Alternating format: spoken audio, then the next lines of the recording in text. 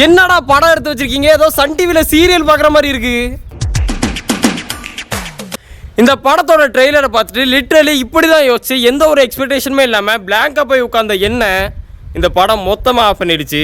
நல்லா இருக்கா? நல்லா இருக்கு. பிடிச்சிருக்கா? ரொம்ப பிடிச்சிருக்கு.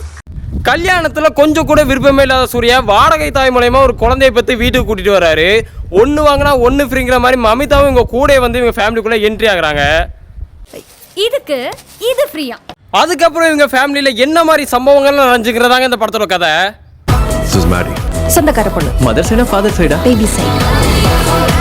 இந்த படத்துல ஒரு குழந்தை இல்லைங்க, மொத்தம் 4 குழந்தைங்க நடிச்சிருக்காங்க. சூர்யா, மமிதா, ராதிகா, அப்புறம் அந்த சின்ன பையன்.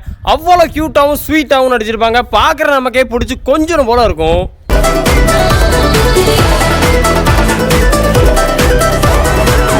மமிதா பைஜு இந்த படத்தில் ஒரு எக்ஸ்ட்ராடினரியான பர்ஃபார்மன்ஸ் கொடுத்துருக்காங்க. அவங்களோட என்ட்ரியில் சிரிக்க ஆரம்பிச்ச ஆடியன்ஸ் தான் நான் ஸ்டாப்பாக படம் முடிகிற வரைக்கும் சிரிச்சுக்கிட்டே இருந்தாங்க. உண்மையாகவே மூவி ரொம்பவே என்கேஜிங்காக இருந்துச்சு. அண்ட் சூர்யா பேசுகிற ஒவ்வொரு டைலாக்கும் எமோஷ்னலாக ரொம்பவே கனெக்ட் ஆச்சு.